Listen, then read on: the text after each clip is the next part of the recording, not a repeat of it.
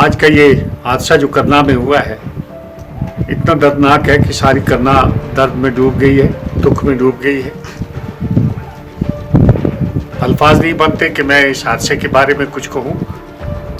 यूँ समझिए कि हर आँख नम है और हर दिल रो रहा है। बात ऐसी है कि जितने लोग हमारे इन हादसात में मरते हैं इतने ना तो शैलग में मरे हैं ना जलजले में मरे हैं। मैं मुख्तसर अल्फाज में हुकूमत हिंदुस्तान की हुकूमत से भी और जम्मू कश्मीर की हुकूमत से भी मुतालबा करता हूँ कि वो फिल फोर करना को टनल से मिलाएं ताकि आए साल आए दिन हमारे हादसात टल जाएं।